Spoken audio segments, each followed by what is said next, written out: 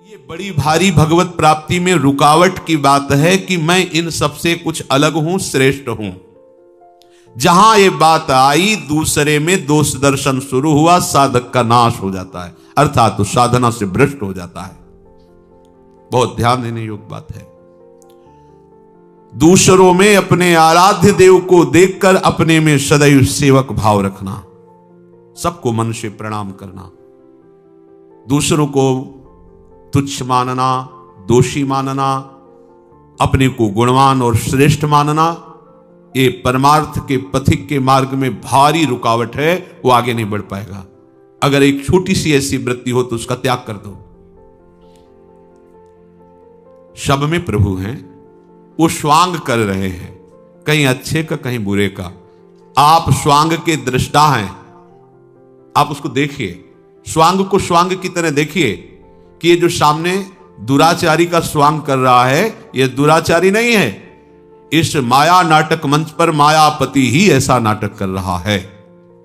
इस स्वांग कर रहा है, कभी वाराह का, कभी कच्छप का, कभी नरसिंह का, कभी राम कृष्ण विविध रूपों, और फिर चराचर जगत का। ये वही स्वांग कर रहा है। दूसरा, वो अपने आप से अपने आप का विस्तार कर लेता है, अपने आप में अपने आप को समेट लेता है। इसलिए सबको प्रणाम करो।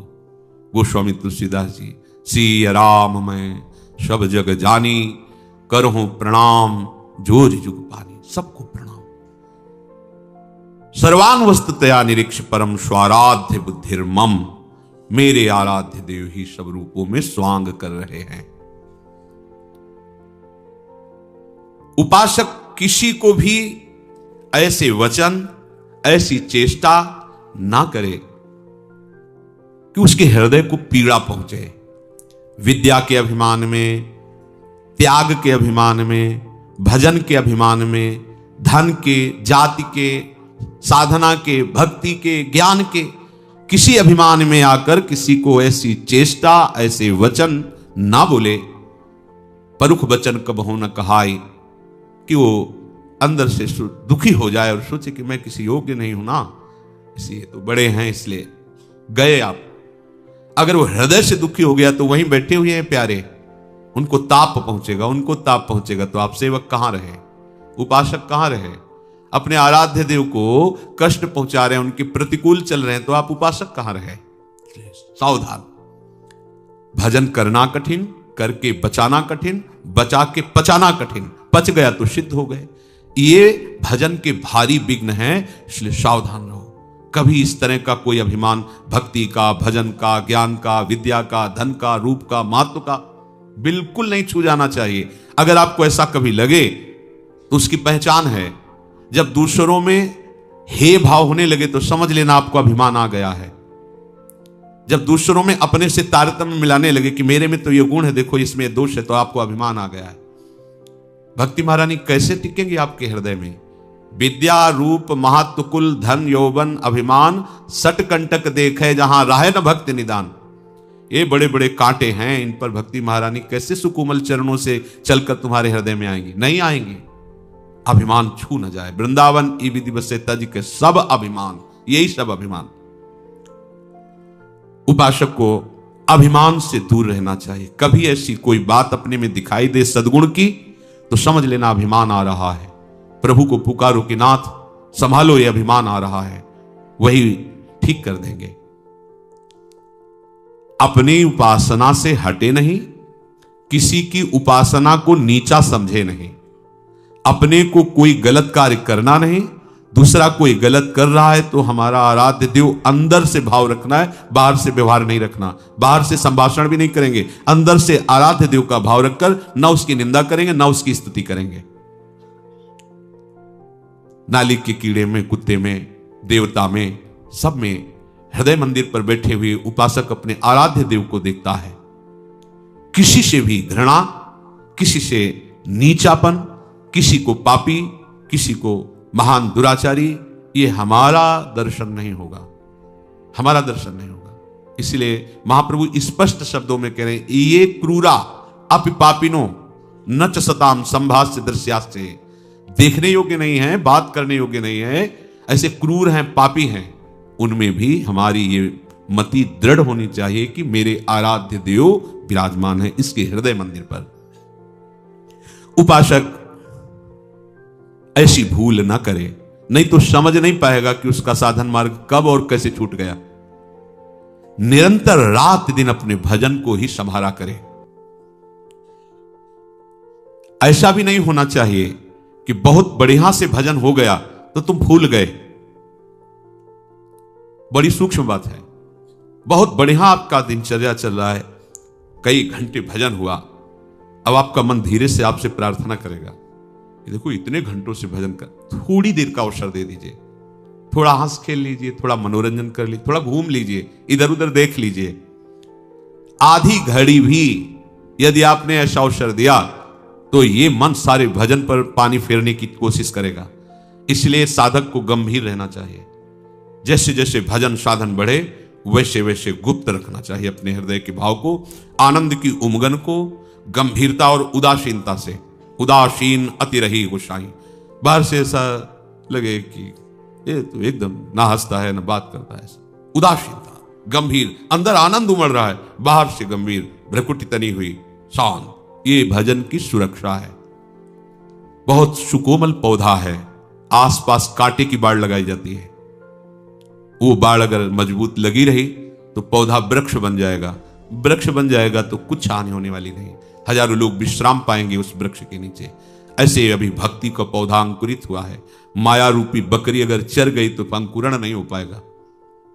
तो हमें ये बाड़ लगानी, गंभीरता, उदासीनता, स्वभाव दूर से ऐसा लगे कि बात करने का मतलब है ये कड़वा बोलेगा, ऐसा लगना चाहिए।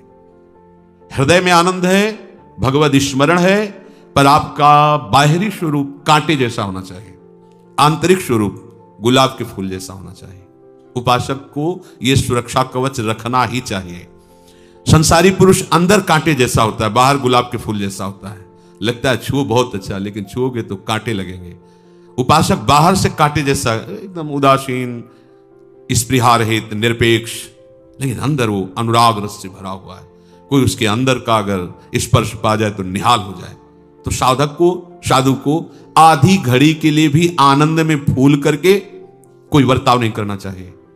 बहुत सुंदर। अब वो उसी समय कोई ऐसी बात करवा देगा, ऐसा दृश्य दिखा देगा कि वो जो भजन से आपकी आंतरिक उन्नति हो उसे रोक देगा, वो आगे विषय चिंतन कराने लगे। ये बहुत सावधानी की बात। एक क्षण में पूरे चिंतन को बदल सकता है, पूरे चिंतन को। एक वृत्ति आपको गिरा सकती है, एक वृत्ति, एक दृश्य। मछली की क्रीड़ा को देखकर इतना बड़ा महात्मा जो जल को स्तंभन करके जल में समाधि लिए हुए वो मानधाता की पुत्रियों से ब्याह करता है। बहुत सावधानी की जरूरत है। प्रायः यही देखने को मिलता है कि उपासक सत्संग भी करता है, पाठ भी करता है, नियम से भजन भी करता है, पर वो सावधान नहीं रहता है। ध्यान दीजिए, ये महापुरुषों के वचन हैं जिन्होंने भगवत साक्षात्कार किया है। प्रायः यही देखने को मिलता है कि उपासक साधक सत्संग भी करता है, पाठ भी करता है, भजन भी करता है जो उसका नियम है, पर वो सावधान नहीं रहता। वो विषय सेवन की छूट भी दिए रहता है, असाधन भी करता रहता है। जितना भजन के लिए सावधानी चाहिए वो सावधान नहीं रहता। वो महत्व तो नहीं समझ पाया, वो विषय सेवन में गिर जाता है। इससे क्या होता है, भजन का संस्कार उसको ऊपर नहीं उठा पाता है, वो उसी धरा पे बना रहता है। अब वो रात दिन ये सब करने पर भी बहुत काल तक उसको कोई दिव्य अनुभूति नहीं होती, तो फिर वो निराश होते कि 20 वर्ष हो गए, सब कोई दिव्यता तो आई नहीं। कोई दिव्यता कैसे, चलनी में गैया तू है और दोष दैव का दे। असाधन कर रहे हो तो साधन कैसे तुम्हारे समझ में आवे। ये भागवतिक साधन है, तभी समझ में आएगा जब सर्वतो भावेन एक रस में आ जाओगे। भजन महल से निक्षत नाही, रात दिन भजन में कामना, ममता, वासना सब जलकर भस्म हो गई, आनंद की बाढ़ आ जाएगी। पर आप क्या करते हैं, साधन भी करते हैं और असाधन भी करते हैं। असाधन छोड़ना होगा। कई बार बताया है, आप कोई ऐसी चेष्टा मत करो जो असाधन है। जानते हो आप ऐसी चेष्टाएं करते हुए, अगर हमारी बात को याद रखना, यौवन अवस्था में आप अपने को नहीं संभाल पाए तो वृद्धावस्था की आस छोड़ दो कि आप भजन कर लोगे और संयम में रह लोगे। ये बात याद रखना। अगर यौवन अवस्था में आप अपने को संभाल ले गए तो तुम्हें कोई भ्रष्ट नहीं कर सकता। ये बिल्कुल अनुभूत विषय है। जीवन भर साधक बन करके रहो, सिद्ध बनने की चेष्टा मत करो, अवतार बनने की चेष्टा मत करो। अपने को हे तीन भाव से देखो, निकल जाओगे भव समुद्र से। अगर इस अवस्था में आपने अपने को संयम में नहीं रखा, बिल्कुल आप संयम में, बहुत अनुभूत विषय है, बहुत से दृश्य हमने देखे, बहुत से। यदि यौवन अवस्था में आप संयमी नहीं बन पाए तो भूल जाना कि बूढ़े अवस्था में आप ठीक हो जाओगे नहीं। आज इसी क्षण इन असत क्रियाओं पर आप शासन कीजिए। ये आप जो ढिलाई कर देते हैं ये आपके लिए बहुत घातक होगा। निकल आए हैं फिर भी आप सकिल कर वहीं जा रहे हैं। प्रातः काल से लेकर के शयन तक आपको बिल्कुल सावधानी से समय बीते, इसका इनाम मिलेगा। ऐसा नहीं है, इसका वो इनाम मिलेगा कि आप निहाल हो जाओगे। सदगुरुदेव भगवान ने एक दिन कहा, एक एक सेकंड का हिसाब होगा, एक एक सेकंड का। आप जो चल रहे हैं, कष्ट सह रहे हैं, भजन मार्ग में हर विकार के ताप को सह रहे हैं, ये आपका ऐसे नहीं, बहुत बढ़िया हिसाब होगा। बड़े उदार मालिक हैं, निहाल हो जाओगे आप। इस समय ऐसा ना समझो कि कोई देख नहीं रहा, कोई समझ नहीं रहा, नहीं, मालिक देख रहा है। जिसके लिए तुम आए हो, जिसके दरबार में बैठे हो, जिसके लिए जीवन समर्पित किए हो, जिसके लिए जल रहे हो, ये काम क्रोध आदि जला रहे हो, आप सह रहे हो, आपका हिसाब होगा। वो प्रभु करुणा में आपको निहाल कर देंगे। बस आप चुपचाप शांत रहिए, असाधन मत कीजिए। आगे चलकर आपको खुद समझ में आ जाएगा कि कितनी कृपा है। उल्टे मार्ग पर जाओगे, सावधान नहीं रहोगे तो चलते रहो, कहते रहोगे कि हम बहुत दौड़ लगाते हैं, बहुत बड़े यात्री हैं, लेकिन आप भगवत प्रेम रूपी भिक्षा को नहीं प्राप्त कर पाएंगे। उल्टे मार्ग पे जाओगे, दौड़ते रहो, चाहे जितनी रफ्तार तेज हो, तो आप पहुंच थोड़ी जाओगे। भगवत प्रेम रूपी भिक्षा आप नहीं मांग पाओगे, नहीं मांग पाओगे। मन चाहे भोग चाहो, मान सम्मान चाहो और प्रभु का प्रेम चाहो, ऐसा कैसे हो सकता है? जो भोग चाहता है, मान सम्मान चाहता है, बात भले प्रेम की कर ले, प्रेम की चाह भी नहीं कर सकता। मुंह से बात करना अलग बात होती है। प्रभु आपके स्वरूप ही, आपकी आत्मा ही है, उनको कुछ कहने की जरूरत नहीं, वो हृदय से जानते हैं। आपके अधिकार के अनुसार आपको प्राप्त होगा, ध्यान रखना। अगर आपने अपना अधिकार भोगों तक ही रखा है तो आप दिव्यता की अनुभूति नहीं कर सकते। आप प्रभु को अपना मान करके सब कुछ छोड़ दिए तो आपको कभी प्रभु छोड़ भी नहीं सकते। आपने सबको छोड़ दिया, प्रभु को पकड़ लिया, प्रभु ने आपको पकड़ लिया। आपके हृदय प्रभु बन गए, प्रभु के हृदय आप बन गए। आप प्रभु के सिवा किसी को नहीं जानते तो प्रभु आपके सिवा किसी को नहीं जानते। बहुत सुंदर बात है। परम स्वतंत्र भगवान दुर्वासा जिसे कह, अहम भक्त पराध, ओह गजब कर दिया। अखिल ब्रह्मांडों के स्वामी, अनंत शक्तियों के स्वामी कह रहे हैं, ऐ द्विज, मैं भक्त के अधीन हूं, तो मेरा अस्त्र भी भक्त के अधीन है। जाओ पैर पकड़ो जाके भक्त के, यहां भगवान के पैर पकड़ने से काम नहीं चलेगा, उसके जाओ। अहम भक्त पराधीनो अस्वतंत्र इव द्विज, मैं स्वतंत्र नहीं हूं, मैं भक्त के अधीन हूं। ये बात भगवान, इससे बड़ा कौन सम्मान दे सकता है? इससे बड़ा सम्मान कुछ हो सकता है? जिनका वेद यश गाते हैं, जिनको परम स्वतंत्र परमात्मा ब्रह्म कहा गया, वो स्वयं श्री मुख से कह रहे, तुम क्या समझते हो मैं स्वतंत्र हूं? नहीं, मैं भक्त के अधीन हूं। अहम भक्त पराधीनो अस्वतंत्र इव द्विज। इससे बड़ा प्यार क्या हो सकता है? इससे बड़ा दुलार क्या हो सकता है? इससे बड़ा सम्मान क्या हो सकता है? इसलिए सावधान, निश्चित निश्चित ऐसे वचन प्रभु उन्हीं के लिए कहते हैं जो प्रभु के सिवा किसी को अपना नहीं मानते। भोगों का मिलना, भोगों का भोगना, एक चराचर जगत इसी में फंसा हुआ है। साधक उपासक इन्हीं से हटा है, तब उसे साधक कहा जाता है, उपासक कहा जाता है। वो भोगों की ओर नहीं देखता, वो प्रभु की ओर देखता है। वो भोगों की चाह नहीं करता, वो प्रभु की चाह करता है। प्रभु के नाम रूप गुण लीला का सदैव स्मरण, यह हमारा जीवन है। यदि हमारे जीवन के अभ्यास तारतम्य में यही केवल चल रहा है, नाम मंत्र रूप चिंतन, लीला गायन, लीला श्रवण, सेवा, हमें और कोई जानने की जरूरत नहीं है। सब कुछ अनुभूतियां इसी में आ जाएंगी। आपके हृदय की स्थिति हो जाएगी, चाहो न सुगति सुमति संपत्ति कछु, रिधि सिधि विपुल बड़ाई, हेतु रहित अनुराग राम पद, बढ़े अनुदिन अधिकाई। आहा, इससे सुंदर मति कोई होती है क्या? नाम जप चल रहा है, मंत्र चल रहा है, वाणी गायन, लीला श्रवण, सेवा, इसलिए कहते मुझे सुमति नहीं चाहिए, अब इससे बड़ी कोई बुद्धि नहीं होती, बस हमें इतना है।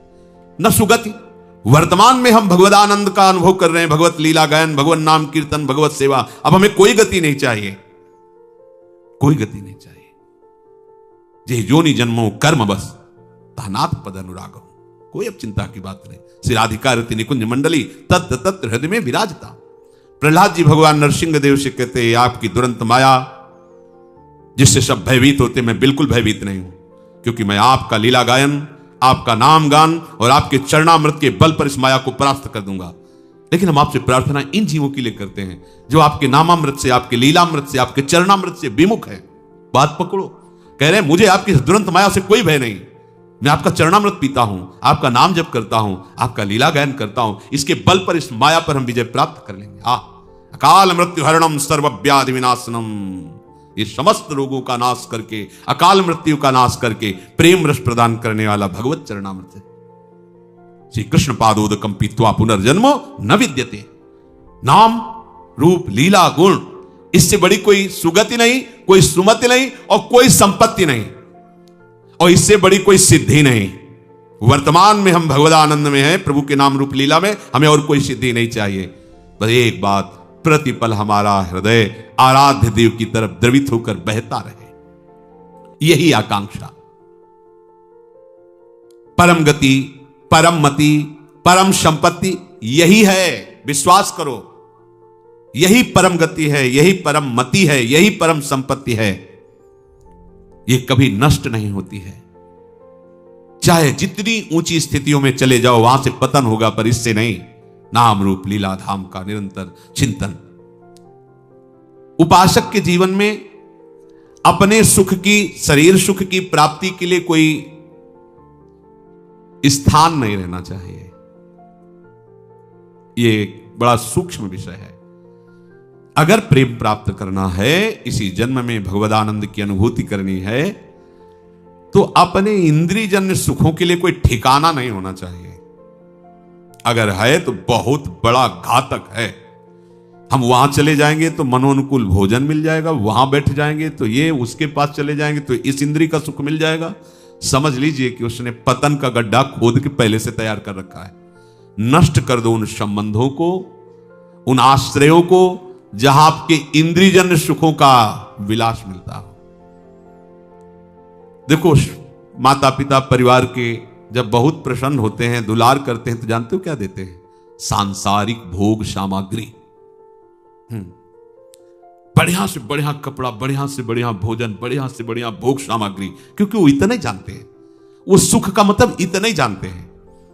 और जब सदगुरु का दुलार उदय होगा तो सबसे पहले इन्हीं पर प्रहार होगा, क्योंकि तुम जहां फंसे हो इनको पहले हटाओ, फिर आओ हम तुम्हें दिखाते हैं वो चिदानंद सुख जिसके तुम वास्तविक अनंत जन्मों से अधिकार है तुम्हारा, पर अधिकार खोकर भटकते रहे हो जिस सुख के लिए, वो सुख तुम्हें दिखाते हैं।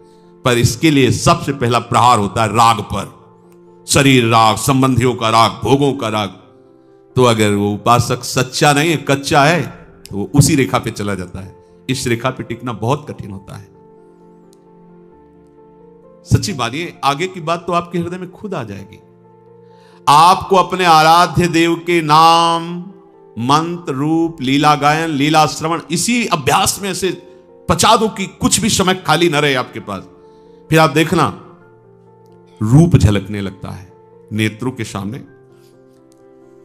आराध्य देव का रूप भारी परिवर्तन उसी समय होता है। जो उपासक के जीवन में एकदम भागवतिक परिवर्तन होता है, उसका मतलब होता है कि उसके साधन में, उपासना में अब रंग आ गया है, रंग क्या होता है? आराध्य देव का पधारना, भावनात्मक रूप आ जाना, वो रूप विवश कर देता है। ऐसी फिर लगन लगती है कि जो हमारी भावना में हमसे बात कब करेंगे। वो कभी कभी प्रणय को भी होता है, ऐसे छुप छुप के क्या देख रहे हो, बात करो ना, मिलो ना। ओ वो एक, ये सब दिमाग से अलग की बात।